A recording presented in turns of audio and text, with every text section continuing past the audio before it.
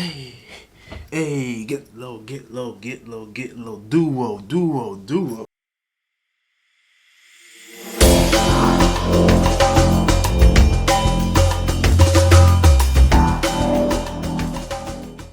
What's up, everyone? Boy Second is back in another video with his trusty hat on. Put it backwards today because I always add this hat on. Boy Sec here. Boy his Tech here back in with a new video, and today we're going to be talking about the one, the only. Let me clean it off because it's a little bit dirty.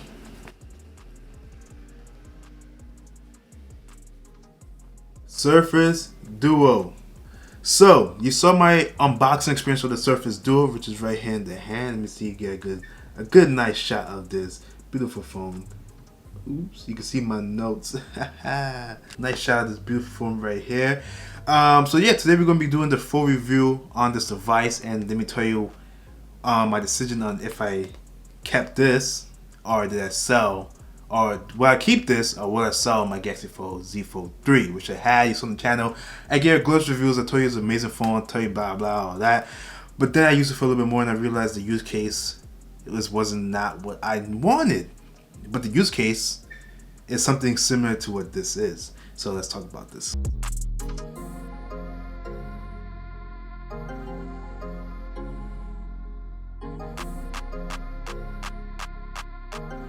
Alright, so first thing first with this review, we got to talk about the design. That is the most important part of this exactly phone right here. Alright, so as you can see here, it is a dual screen device right here in my hands.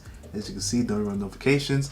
And that is the basic design. It's a dual screen phone. It has a hinge. You know, it's not a seamless display. It's not supposed to be one big screen. It's supposed to be two different screens, so that, you know, when you're using it, you can have two different apps open at the same time. The screen is full. You get the full app. You don't get like a half version of it. It also folds, and so it could be like this one side. You can also use the other side sometimes when you double tap. Sometimes it works, sometimes it doesn't. Let's try that one more time for the camera. Alright, open it like this. This side, see right there, you double tap it, it switches to this side.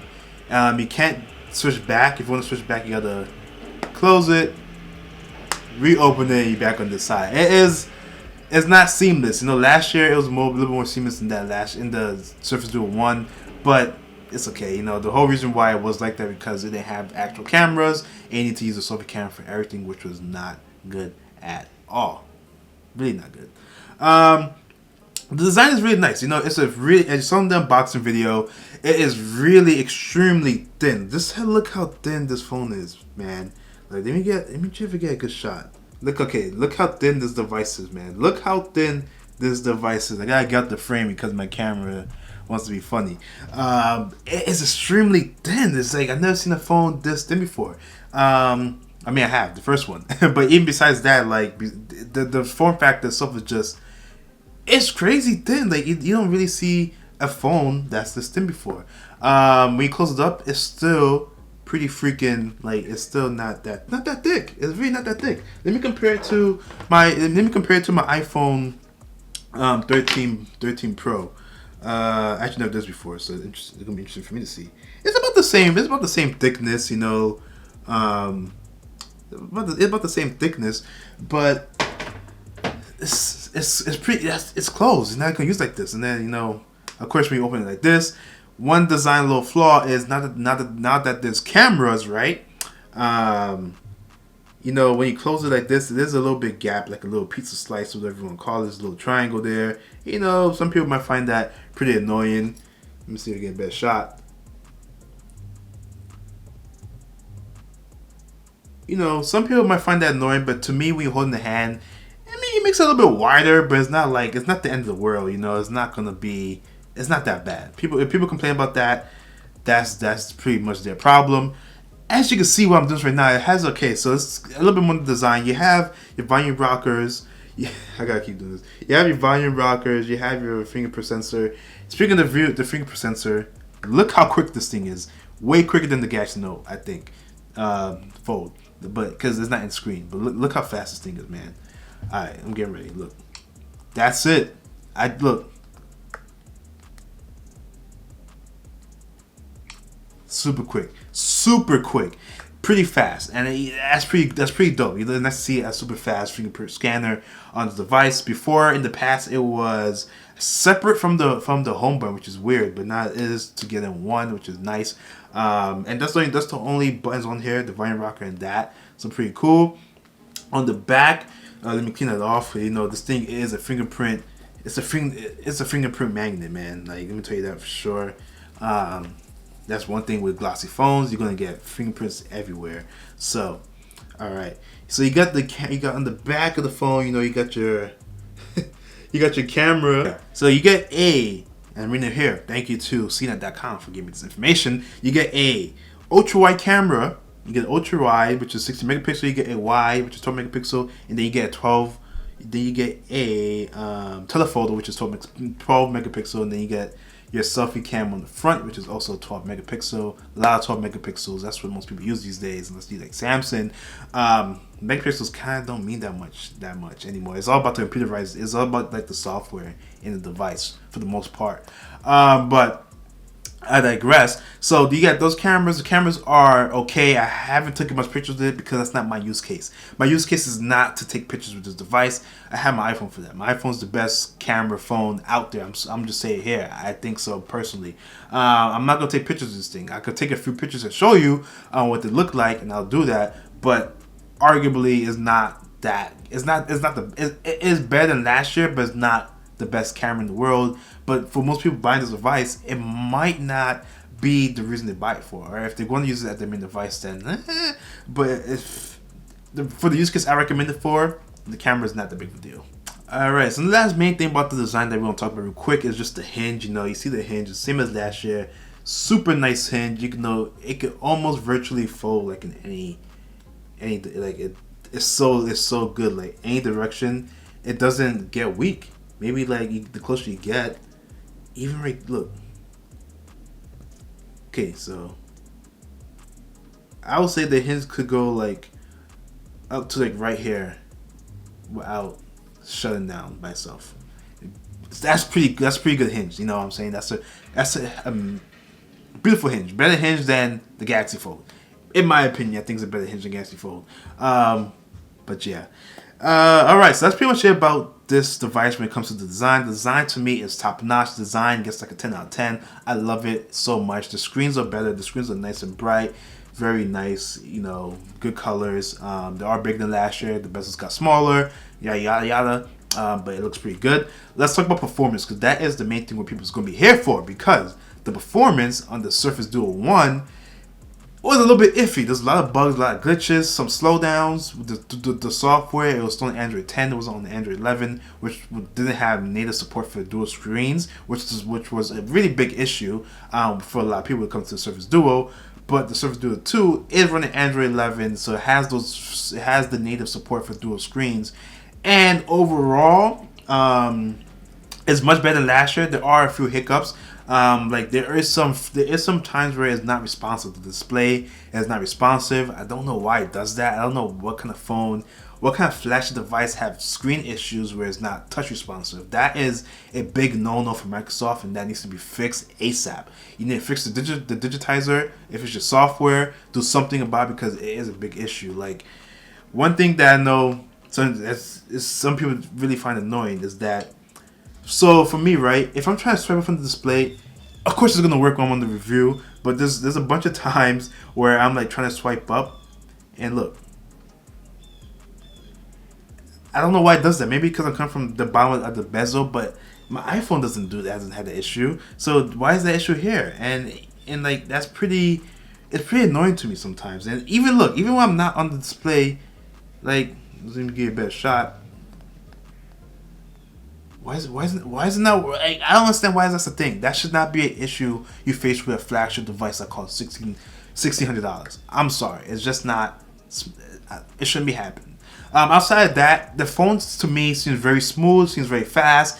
It has a Snapdragon 888. I just saw some Geekbench scores that says it's the strongest of phones with the 888, which is pretty dope. But you know, it's very fast and smooth. I just have those small touch responsive issues that pretty much annoys me. But it's not a deal breaker for me. It's not a deal breaker for me because when it comes to the actual software, it's much better. You know, when you want to expand stuff to make it full screen or whatever you want to do, it seems so much fluid. It seems faster and it doesn't seem as janky. Both screens are now 90 hertz instead of 60 hertz, which was 120. But you know, we could do without 120. 90 is still good enough for my eyes, and it's better than 60. It's the 60. So that's pretty much it.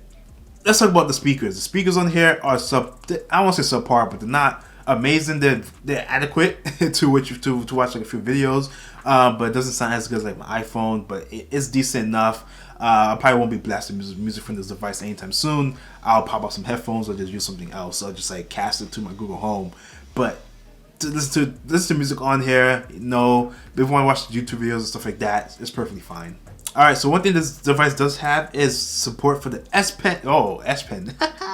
Support for the Surface Pen. It actually fits pretty. The magnet, it does go onto the device pretty nicely.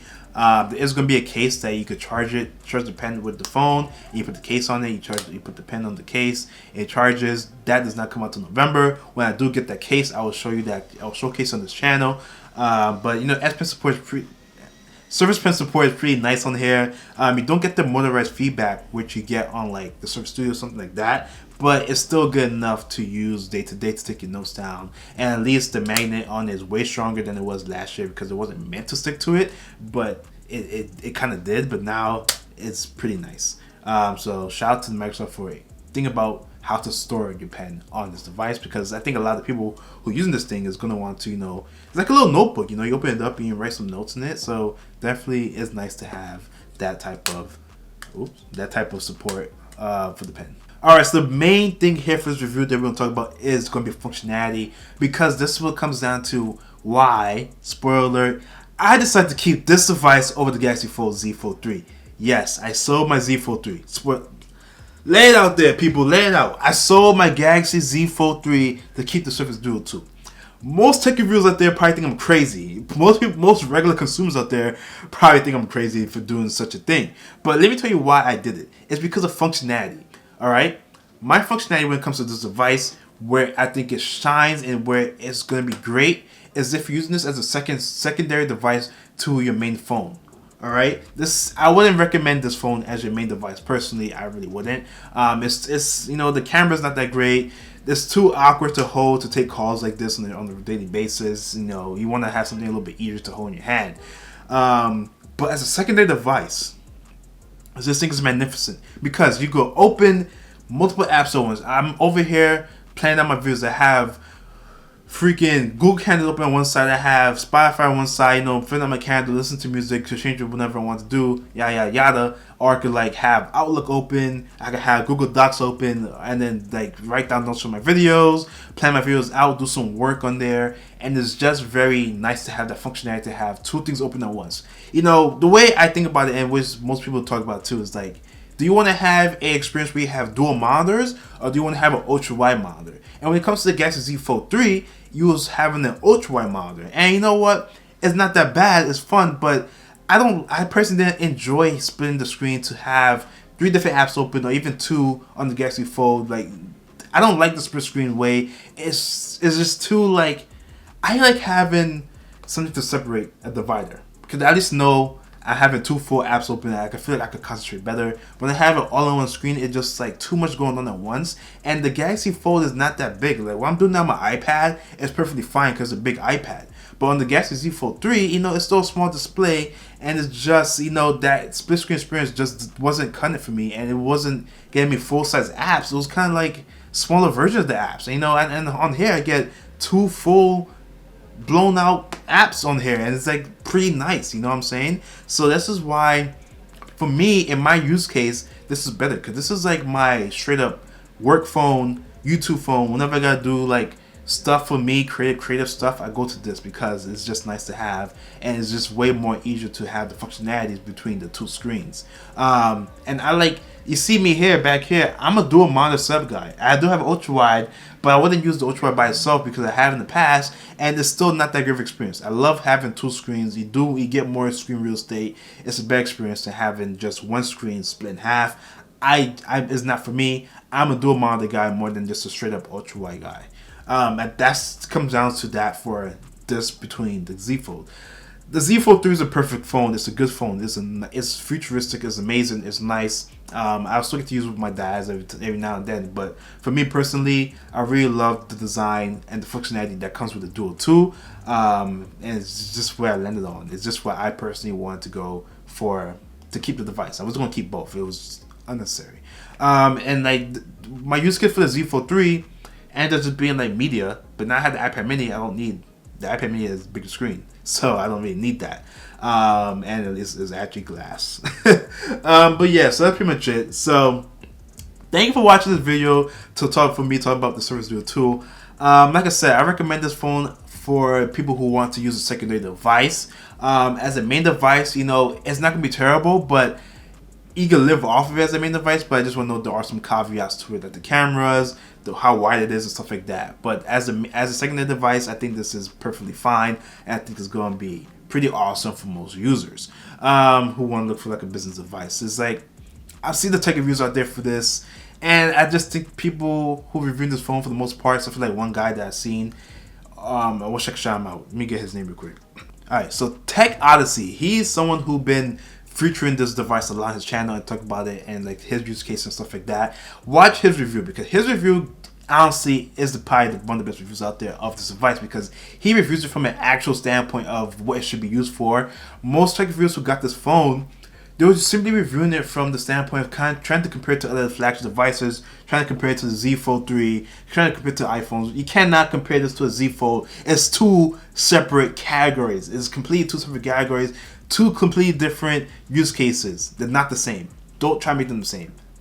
That's just how I'm being blunt. They're not the same device, so you can't compare them as the same device. And I think that's where a lot of faults come from. Yes, there are some issues in it when it comes to when it comes to like the touches, the weird janky software, sometimes the bugs and all that. They do occasionally come across, but if you're going to review from the functionality standpoint, it's different than Z Fold 3, and honestly, for what it's worth, I think it's better. That's pretty much it. So thanks for watching this video. Hope you enjoyed this content, and I know if you get one on sale, pick it up for sure. If you're looking for a secondary device, definitely pick it up. Thanks for watching. Really do appreciate it. Like I said, and this is Boy's Tech. Peace out, y'all.